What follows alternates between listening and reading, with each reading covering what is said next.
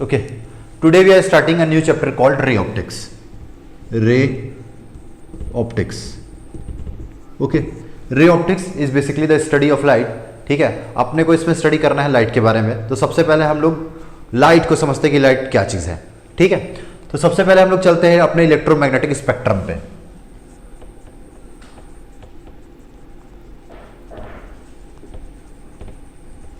Electromagnetic spectrum. ठीक है, सो electromagnetic spectrum में अगर सबसे कम फ्रीक्वेंसी से शुरुआत की जाए, सो यहां से शुरू होती है radio waves. Radio waves, after that microwaves, then there is infrared. Infrared इसको शॉर्ट में बोलते हैं IR। ठीक है, जिसमें हमारे रिमोट कंट्रोल्स चलते हैं घर में। टीवी का जो रिमोट कंट्रोल होता है, एसी का जो होता है। इंफ्रारेड के बाद आता है विजिबल रीजन, और यहां से शुरू होता है रेड और यहां तक violet. Red to violet, VIBGYOR. Okay, violet के बाद आता है ultra violet. Ultra violet, ultra violet rays use to purify the water. ठीक है, देन एक्सरे, हम लोग एक्सरे कराने जाते हैं जब भी हम अपनी हड्डियां तोड़वा के आते हैं बाहर से, है ना। Then gamma rays. ठीक है, gamma rays are emitted during nuclear reaction. ठीक है, जब भी न्यूक्लियर रिएक्शन होता है, एटम बम फटता है या फिर कहीं पे अगर न्यूक्लियर टेस्टिंग होता है, तो वहाँ पे गामा रेज निकलती है, विच आर वेरी हार्मफुल।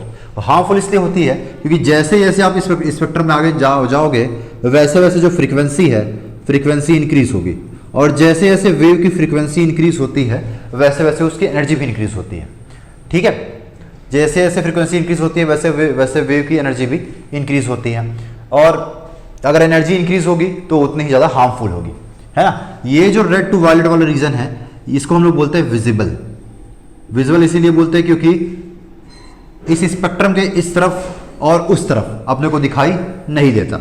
ठीक है, ये जो रीजन है, इसकी जो वेवलेंथ होती है, it is 7500 angstrom to 4000 angstrom.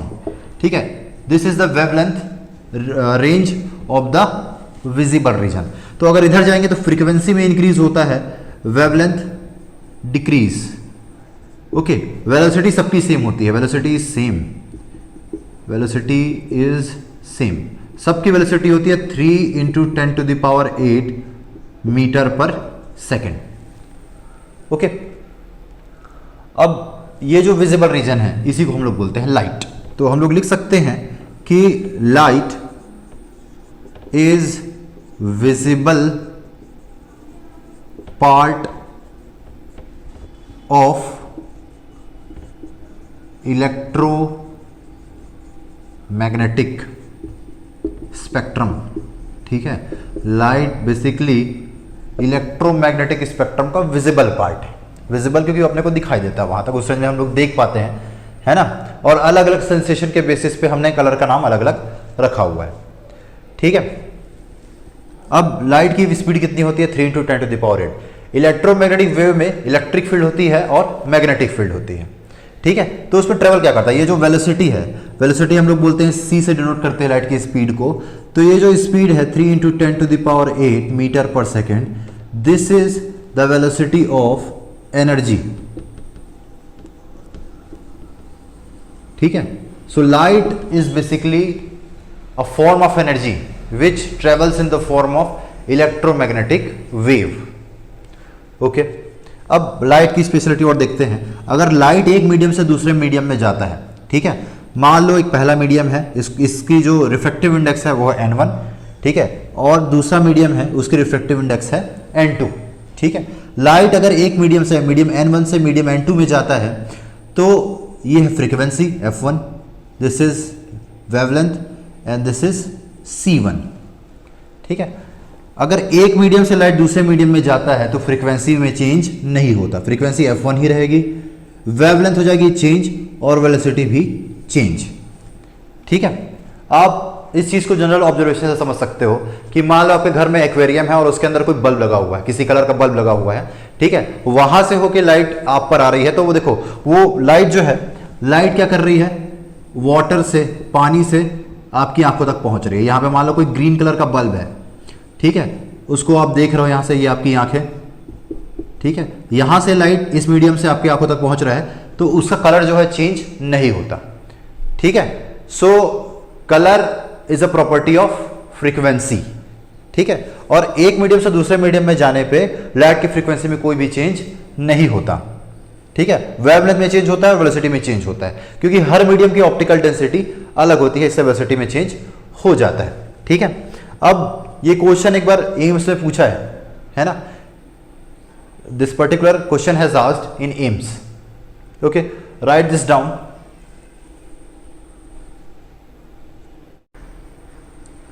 Okay, तो हमने देखा कि लाइट जब एक मीडियम से दूसरे मीडियम में जाता है, so there is no change in frequency, ठीक है।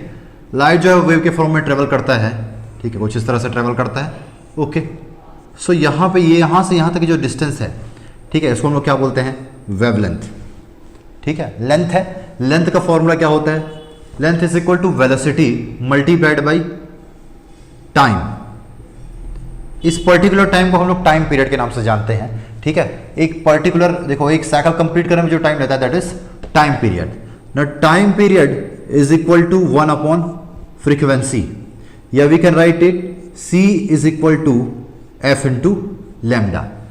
This is a famous equation, ठीक है। आपने इसको क्लास 11th में भी स्टडी किया होगा, ठीक है, ओके। तो c is equal to f into lambda. अब देखो यहाँ पे फ्रीक्वेंसी कांस्टेंट है, तो हम लोग लिख सकते हैं कि c1 upon c2 is equal to lambda 1 upon lambda 2, okay. Books में ऐसा लिखा रहता है v1 upon v2 is equal to lambda 1 upon lambda 2, ठीक है, ओके। अब एक चीज और देखो, हमने इलेक्ट्रोमैग्नेटिक वाले चैप्टर में ये भी पढ़ा है that c is equal to 1 upon mu naught into epsilon naught. This is permeability of the free space and this is permittivity of the free space, ठीक है। अगर मीडियम को चेंज कर दें तो मीडियम हो जाएगा, यहाँ पे स्पीड भी चेंज हो जाएगी लाइट की, तो cm is equal to 1 upon root, ठीक है। Mu naught is equal to mu r into mu naught and this is equal to epsilon r into epsilon naught, okay. This is relative permeability of that medium and this is relative permittivity of that medium. We can write it as cm is equal to 1 upon under root mu naught into epsilon naught into 1 upon mu r into epsilon r, okay. This is the value of c from here, so cm is equal to 1 upon mu r into epsilon r, okay.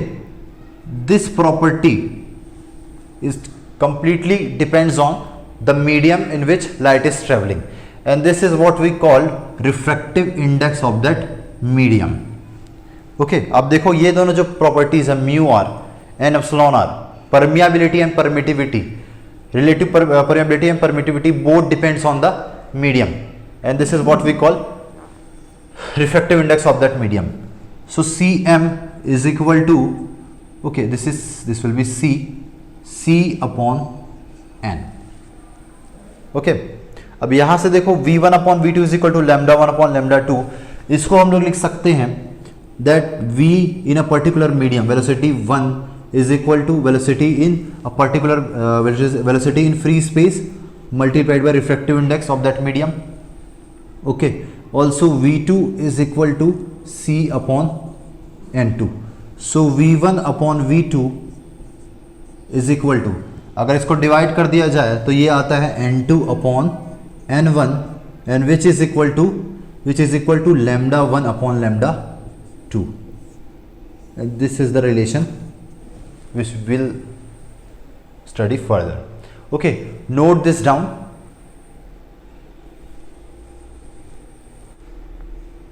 Okay, further if you talk about light, देखो light एक electromagnetic wave है, इसलिए light को travel करने के लिए किसी भी मीडियम की जरूरत नहीं है, ठीक है. दूसरा चीज, लाइट एक नॉन मैकेनिकल वेव है, ठीक है, जबकि साउंड क्या है, मैकेनिकल वेव.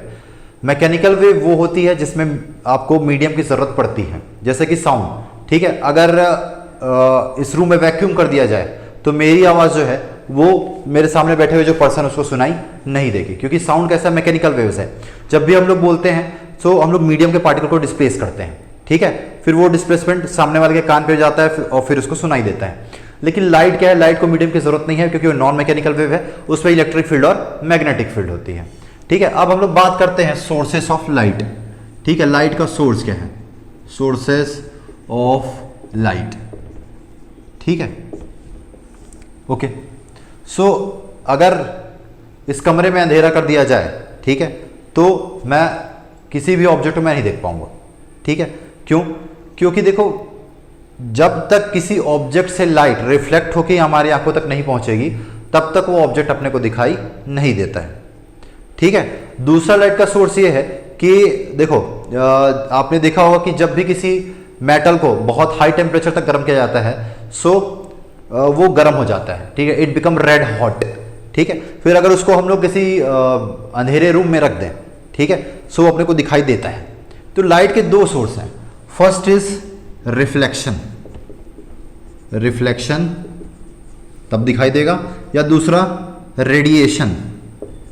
ठीक है, अब रेडिएशन जो है, रेडिएशन का पूरा स्पेक्ट्रम है, radiation in visible region, visible region. वो जो मेटल का पीस हम लोग गर्म करते हैं वो बहुत सारी वेव्स एमिट करता है। ठीक है, लेकिन उसमें से वही वेव आपको दिखाई देगी जो कि विजिबल रीजन में होगी। सो ये दो सोर्स है। ठीक है, उसके बाद इससे रिलेटेड कुछ टर्म्स है सोर्स से related. First is luminous flux. So this is visible energy, visible energy emitted by source in a second। ठीक है, तो this is energy per unit time. तो कुछ ये वॉट की तरह है, पावर की तरह है ये। ठीक है, ठीक है, बट यहां पे वर्ड क्या आ गया, विजिबल एनर्जी। तो इसको हम इसको वॉट नहीं बोल सकते, इसको यूनिट होती है ल्यूमेन, ल्यूमेन। सेकेंड इज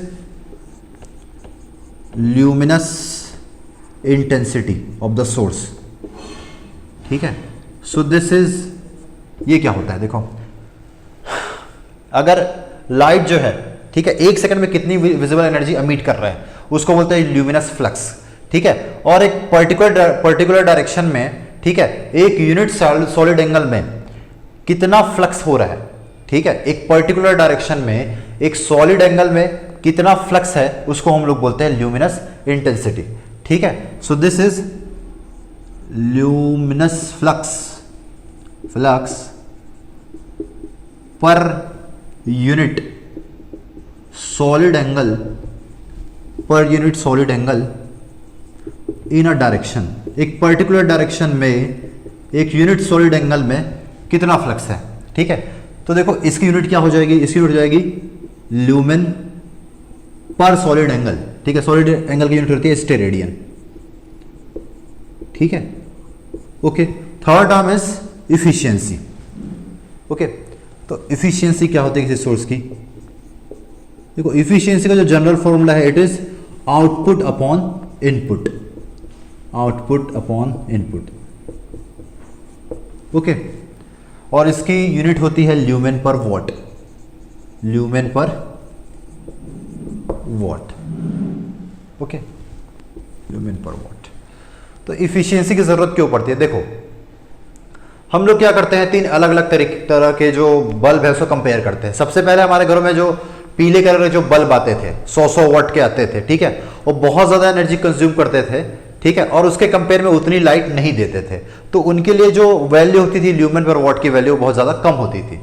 ठीक है, फिर आया tubelights, fluorescent lamp, fluorescent bulbs. ठीक है, उनकी एफिशिएंसी थोड़ी ज्यादा थी, 40 वॉट, 40 ल्यूमेन पर वॉट।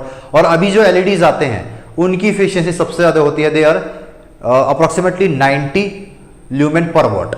मतलब ये समझ सकते हो कि अगर हम उसको 100 वॉट की एनर्जी दें, सो 90 वॉट की वो अपने को वर्क करके देगा। इसीलिए हम लोग एनर्जी यूज करते हैं, इसीलिए हम लोग एलईडी यूज करते हैं, because it is most efficient.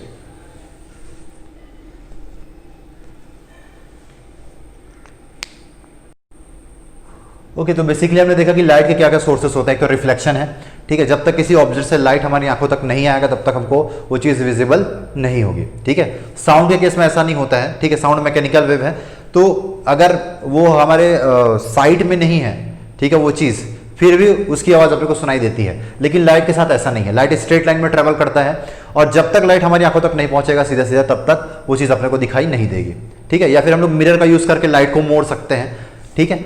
दूसरा चीज़ है, अगर कोई रेड हॉट ऑब्जेक्ट है और अगर वो विजिबल रीजन में लाइट एनर्जी अमीट कर रहा है, ठीक है, तो फिर वो अपने को दिखेगा, जैसे कि एक रेड हॉट मेटल, ठीक है। ये तीन क्वांटिटी है। Luminous flux is basically similar to our power, but यहां पे क्या हो जाता है, visible energy emitted by a source in a unit time.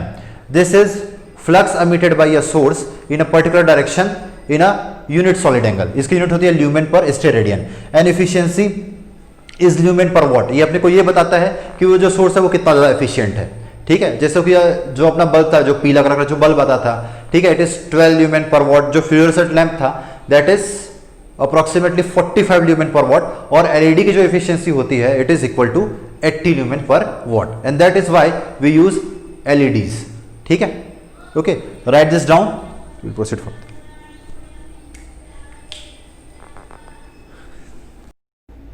Okay, तो हम लोग स्टडी करते हैं कि ये जो चैप्टर है तुम्हारा 12th का, ठीक है, उसको दो पार्ट में क्यों बांटा गया, रे ऑप्टिक्स और वेव ऑप्टिक्स में, ठीक है। अपने को ये पता है कि लाइट जो होता है उसका दो नेचर होता है, ठीक है, एक तो पार्टिकल नेचर भी शो करता है और एक वेव नेचर भी शो करता है, ठीक है।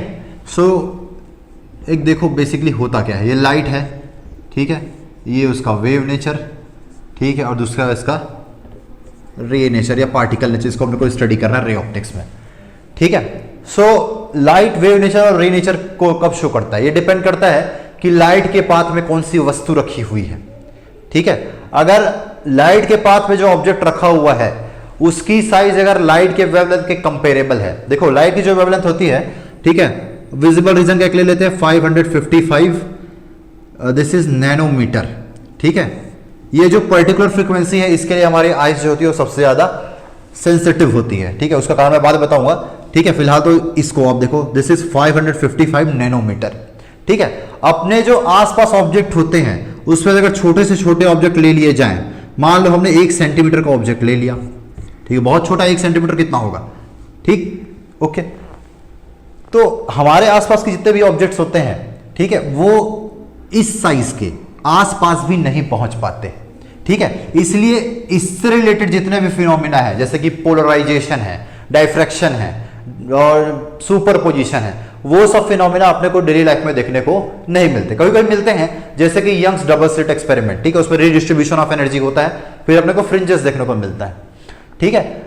बट हमारी डेली लाइफ में क्या होता है कि मान लो ये एक ओपनिंग है और यहां से लाइट जो है, देखो लाइट आराम से चला जाएगा और यहां पे अपने को एक शेडो देखने को मिलेगा, ठीक है। ये जो ऑब्जेक्ट है इसका शेडो यहां पे बनता है ऐसे, ठीक है। रिफ्लेक्शन, रिफ्रैक्शन, ये जितने भी फिनोमिना है सब रे ऑप्टिक्स के फिनोमिना है, मैक्रोस्कोपिक फिनोमिना बोलते हैं, क्योंकि इन सबको आप अपने डेली लाइफ में देख सकते हैं, ठीक है। रे नेचर आपको कब देखने को मिलेगा, जब जो ऑब्जेक्ट है, ऑब्जेक्ट इस साइज का ना हो, ठीक है, जो कि अपने डेली लाइफ में होता है। हमारे आसपास जितने भी चीजें होती है उनकी साइज जो होती है इस वेवलेंथ के आसपास भी नहीं होती, ठीक है। और जब किसी चीज का साइज जब लाइट की वेवलेंथ के कंपेरेबल हो जाता है तब लाइट जो है वो वेव नेचर शो करता है, ठीक है। तो इसको हम लोग लिख लेते हैं light shows wave nature when the object in path of light have a size comparable to wavelength of light,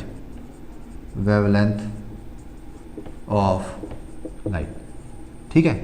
और अगर ऐसा नहीं होगा तो वो रे नेचर शो करेगा, ठीक है। रे नेचर में क्या होता है, रे नेचर में होते हैं मैक्रोस्कोपिक फिनोमिना, मैक्रोस्कोपिक, जो कि मैक्रो का मतलब होता है बिग, सो मैक्रोस्कोपिक का मतलब बड़ी चीजें जो अपने को दिखाई देती है, जैसे कि रिफ्लेक्शन और रिफ्रैक्शन, प्रिज्म में से लाइट पास होगा तो क्या होगा, ठीक है, सिक्का उठा हुआ क्यों दिखाई देता है, पेंसिल मुड़ा हुआ क्यों दिखाई देता है, ऑल दैट फिनोमिना, ठीक है। सो ये बेसिक जो बाइफर्केशन है वो आपको समझ में आया होगा, ठीक है। Right this down and we will proceed further after that.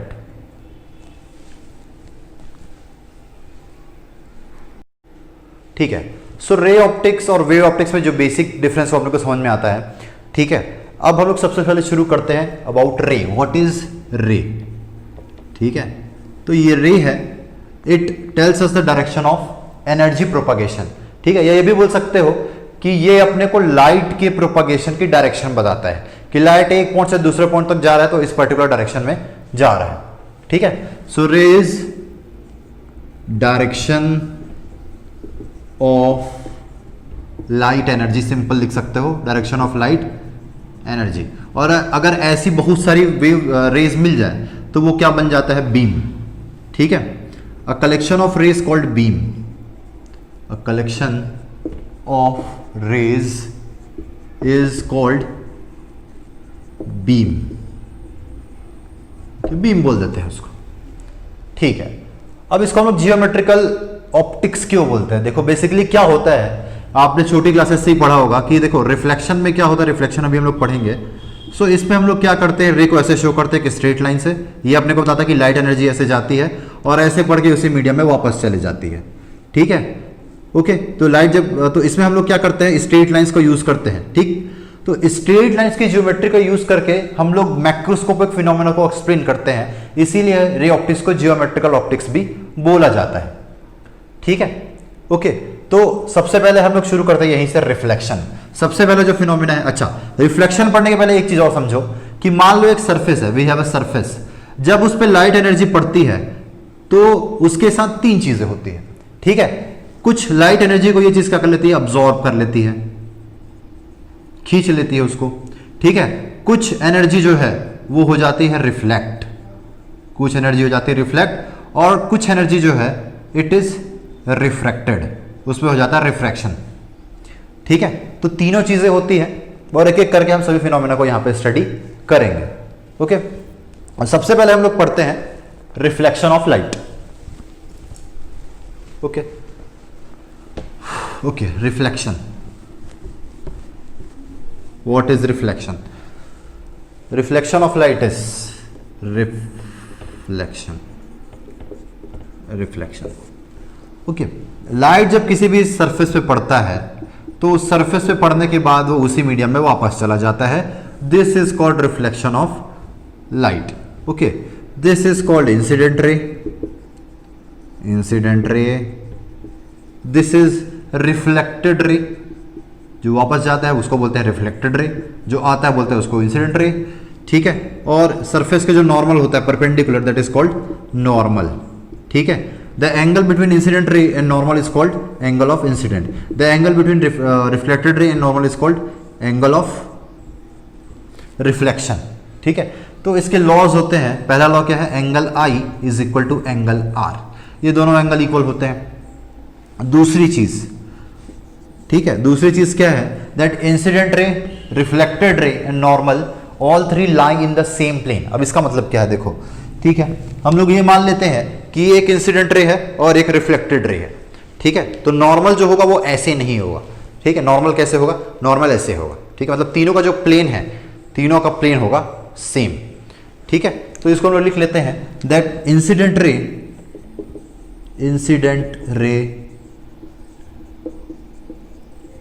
Reflected ray and normal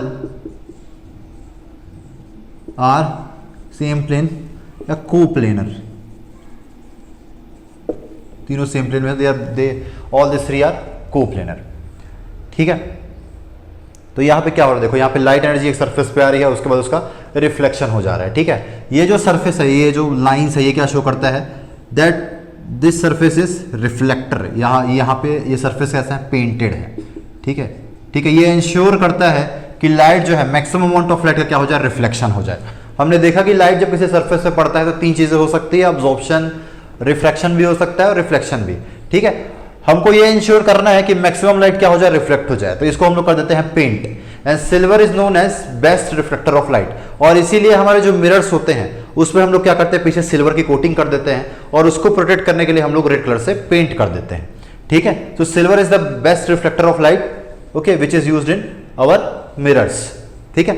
and mirror is an optical instrument which works on the principle of reflection, okay, write this down.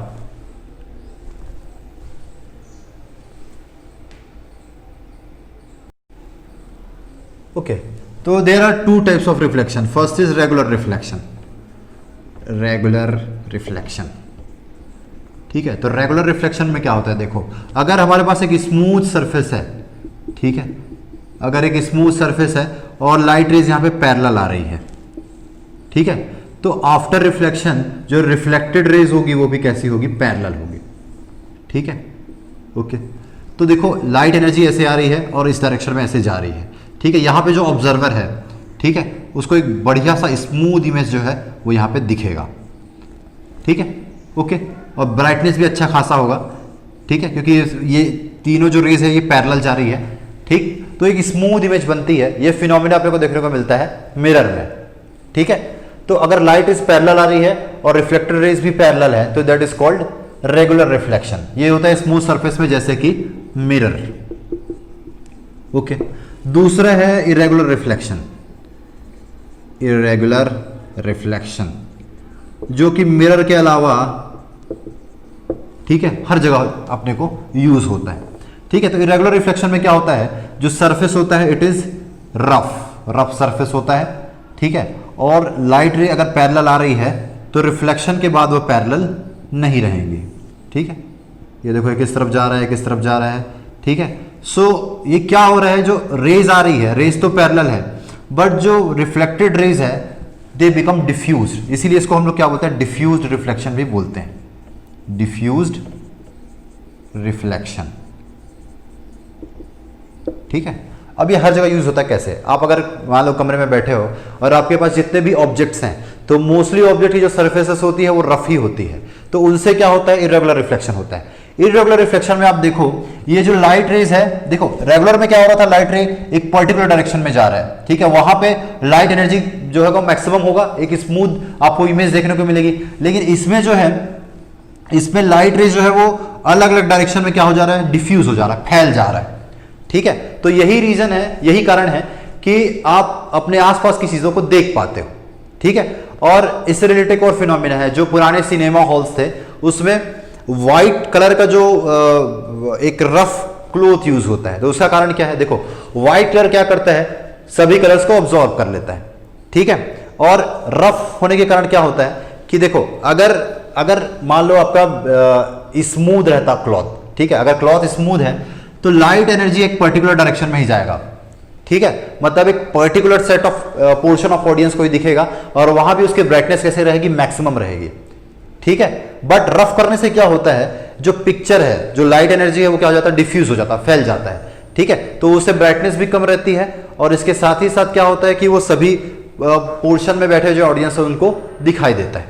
Okay, so right this down, this is regular reflection, this is irregular reflection.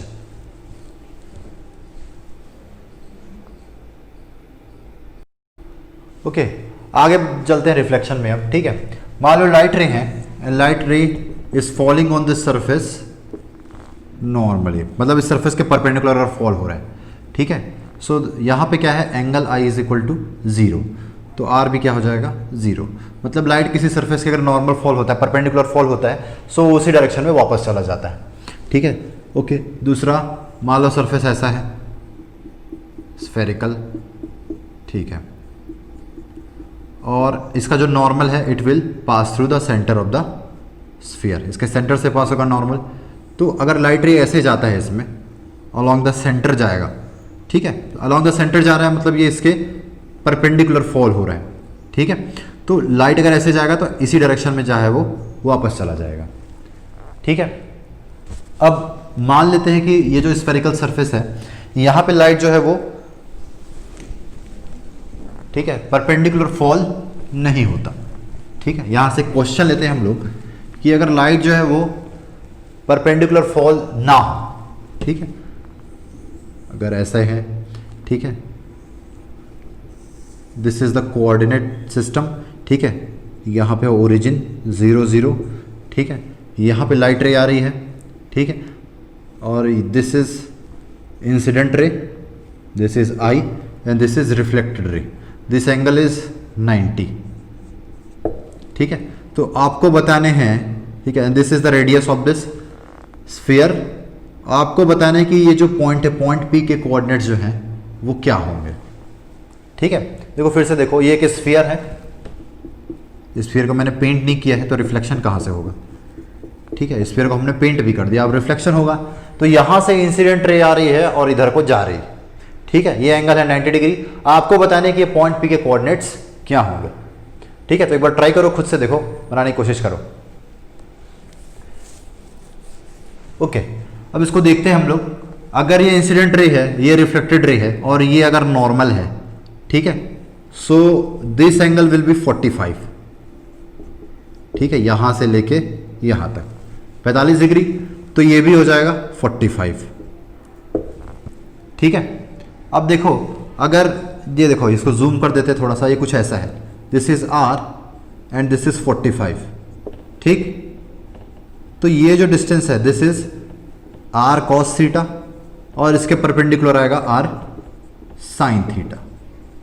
ठीक है, यानी कि अगर आपको देखो, अगर आपको are के कोऑर्डिनेट्स निकालने हैं, सॉरी पी के कोऑर्डिनेट्स निकालने हैं, सो यहां पे एक्स पे कोऑर्डिनेट क्या आएगा, ये वाला point, this point is R cos theta.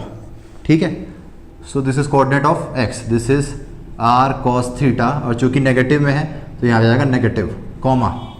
ठीक है, इधर आएगा आर साइन थीटा यहां पे, so this is R sine theta. ठीक, यहां पे कॉस की वैल्यू हो जाएगी कॉस 45, साइन की वैल्यू हो जाएगी साइन 45। ओके, तो this is minus R upon √2 comma R by √2 and this is your answer. Okay, so इस तरह से आप इस तरह के क्वेश्चन से डील कर सकते हो। ठीक है, नोट इट डाउन। ओके, अब अपने नेक्स्ट टॉपिक की तरफ चलते हैं। Next is image formation by plane mirror. Image formation by plane mirror. Okay, तो यहां पे दिस आर आवर आईज, ये हमारी आंखें हैं, इतनी बड़ी बड़ी आंखें। ठीक है, okay, this are our eyes. Okay, यहां पे एक ऑब्जेक्ट रखा हुआ है, दिस इज आवर ऑब्जेक्ट। ठीक है, and this is our plane mirror. Okay, image formation के लिए आपको क्या चाहिए? इमेज फॉर्मेशन के लिए हमको ये चाहिए कि उस ऑब्जेक्ट से लाइट जो है वो हमारी आंखों तक पहुंच जाए। ठीक है, तो ऐसे ही पहुंच जाएगी, कोई दिक्कत की बात नहीं है, आप इसको देख सकते हो। ठीक है, एक बार इसको हम लोग यहाँ से रिफ्लेक्ट करके देखते हैं कि क्या होता है। ठीक है, तो एक रे जो है वो सीधी जाएगी। ठीक है, इसको ऐसा भेज देते हैं। अगर वो नॉर्मल है, परपेंडिकुलर फॉल होगी तो उसी डायरेक्शन में वापस हो जाएगी। ठीक है, दूसरी रे को हम लोग ऐसे भेजते हैं। ठीक है, दिस इज द सेकेंड रे, ये हमारी आंखों में आएगी, आके घुस जाएगी और ये जो ऑब्जेक्ट है वो अपने को दिखाई देगा। तीसरी रे भी बना लेते हैं, तो तीसरी रे ऐसे आएगी।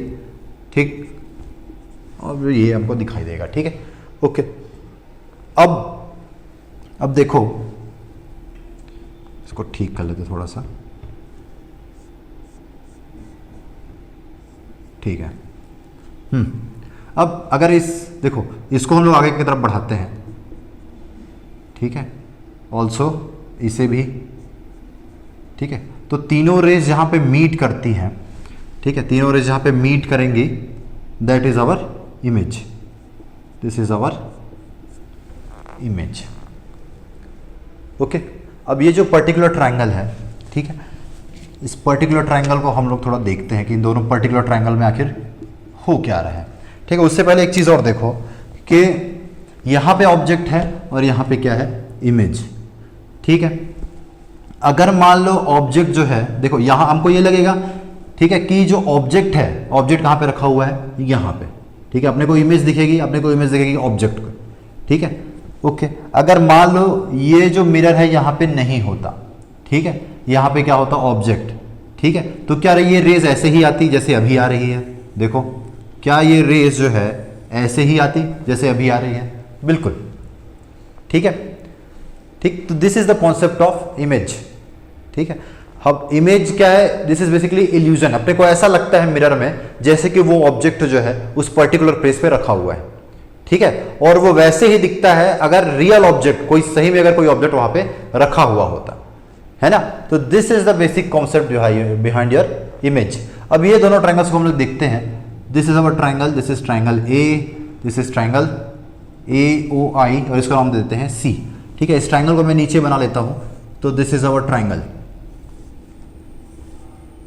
Okay, this is our triangle, this is triangle A C O and I.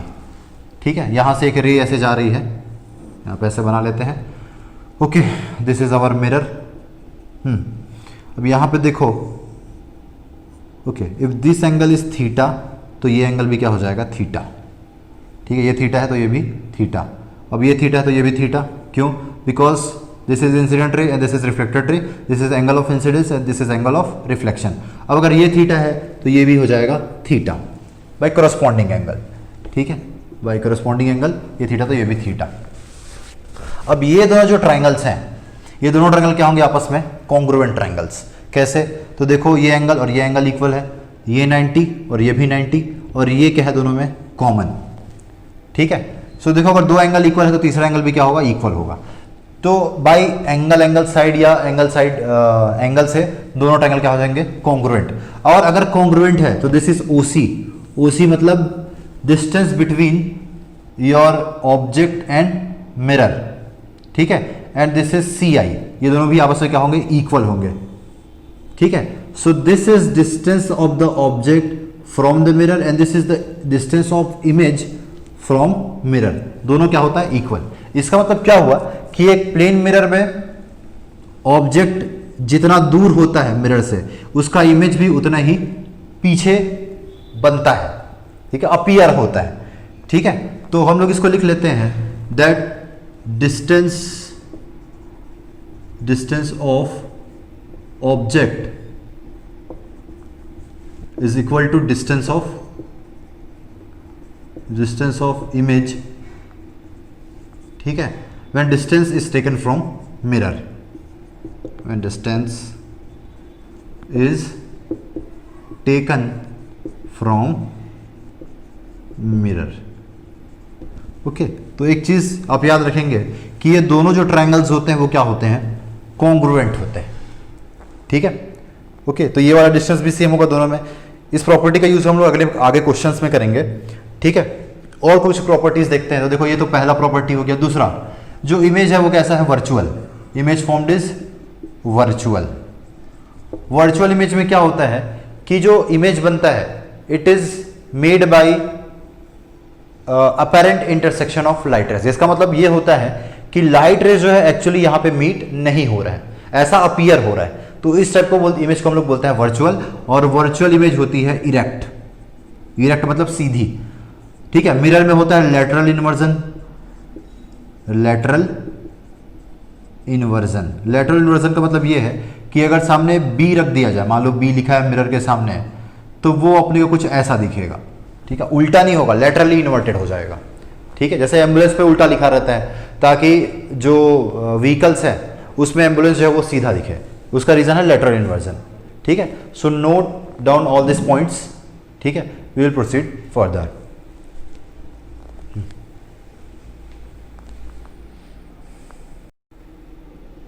Okay, so देखो अब थोड़ा इमेज फॉर्मेशन को समझते हैं in case of a point object. So suppose this is your mirror.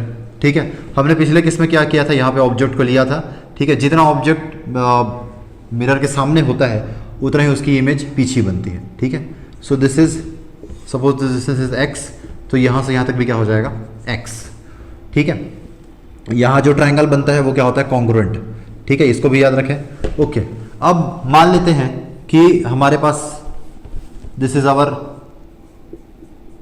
Mirror. ठीक है, ऑब्जेक्ट जो है, ऑब्जेक्ट सीधा रखा हुआ नहीं है, ऑब्जेक्ट यहाँ पे रखा हुआ है, दिस इज आवर ऑब्जेक्ट। ठीक है, तब इसकी जो इमेज है वो कैसे बनाएंगे। ठीक है, तो इमेज फॉर्मेशन कैसे करेंगे, देखो जैसे यहाँ पे हमने क्या खींचा था, परपेंडिकुलर खींचा था, कहाँ पे, मिरर पे, बट यहाँ पे मिरर नहीं है, तो हम लोग क्या करते हैं, मिरर को थोड़ा सा एक्सटेंड कर लेते हैं। ठीक है, मिरर को बड़ा नहीं करना है, लाइन को एक्सटेंड करना है, तो लाइन को एक्सटेंड करेंगे।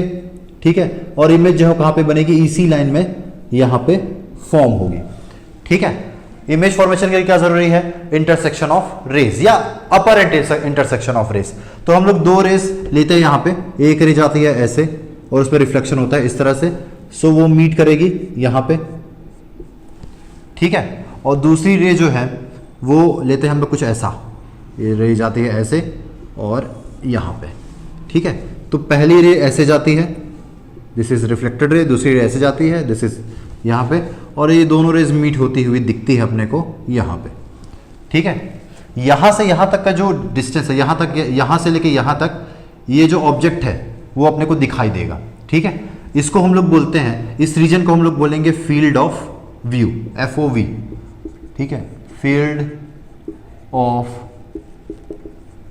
व्यू, ठीक है, ओके। तो आपको प्लॉटिंग कैसे करना है, आपको क्या करना है, अगर सामने नहीं है तो आप क्या करो, मिरर को थोड़ा सा एक्सटेंड कर लो, ठीक है, वहां से परपेंडिकुलर ड्रॉप करो, जितना डिस्टेंस सामने है उतना ही डिस्टेंस होगा पीछे, ठीक है। दो लाइट रेज लो, ठीक है, और इस रीजन में अपने कोई ऑब्जेक्ट दिखाई देगा, this is called field of view, ठीक है। यहाँ पे अपने को इमेज दिखाई देगी।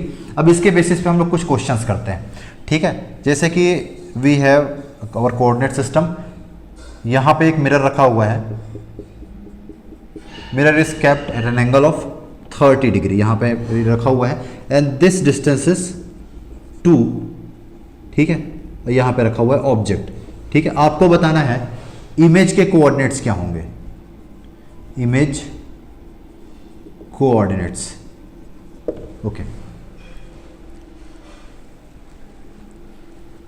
ओके। देखो सबसे पहला चीज, ऑब्जेक्ट यहाँ पे है, ठीक है, this is the distance of object, ठीक है, दिस इज 30 डिग्री, ठीक है। इमेज कुछ यहाँ पे बनेगी, ठीक है। अब कितनी बनेगी देखो, अगर ये 30 है तो ये एंगल जो है वो भी कितना होगा, 30, तो 30 + 30 60, दिस इज ऑल्सो 30। हमने क्या पढ़ा कि ये दोनों जो ट्राइंगल्स होते हैं वो होते हैं कॉन्ग्रुएंट, ठीक है, ये ट्राइंगल और ये ट्राइंगल, ओके। तो अगर ये डिस्टेंस 2 है तो ये डिस्टेंस भी होगा 2, okay. Suppose this is our point P। तो अब इसके कोऑर्डिनेट बताना आसान है ना। देखो ये 2 है, ठीक है, ये टोटल एंगल कितना है, 60। तो फिर से देखो, अगर ये एंगल 60 है और ये 2 है, सो ये हो जाएगा 2 cos 60 और इसके परपेंडिकुलर हो जाएगा 2 sin 60, ओके। वेक्टर में हम लोग करते हैं इसको, ठीक है, ट्रिग्नोमेट्री है और कुछ नहीं है इसमें। तो इससे कोऑर्डिनेट्स देखो, ये हो जाएगा x कोऑर्डिनेट आएगा, ये हो जाएगा 2 cos 60 और y के कोऑर्डिनेट हो जाएंगे, this is 2 sin 60, okay. So this is 2 cos 60 की वैल्यू होती है 1/2, सो दिस इज 1/2 sin 60 की वैल्यू होती है √3/2, ओके। 2 और 2 कैंसल यहाँ पे, and this is 1 common √3, this is our answer, ठीक है। इसमें आपसे एक और क्वेश्चन पूछ सकता है कि ये जो ऑब्जेक्ट है, ठीक है, इसकी डिस्टेंस मिरर से कितनी है, ठीक है, ठीक, distance of object from the mirror, ठीक है। तो वो और आसान है, यहाँ पे आप ये जो ट्राइंगल है, ठीक है, इसमें आप देखो दिस इज 30, ये this angle is 30 and this is 2, ये है 90, ठीक है।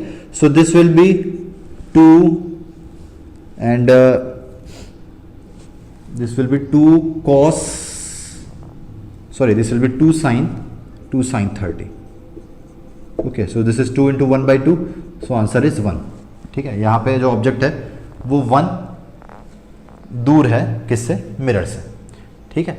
So this is the end of this lecture, ठीक है। I will be continuing this topic, okay, thank you and have a nice day.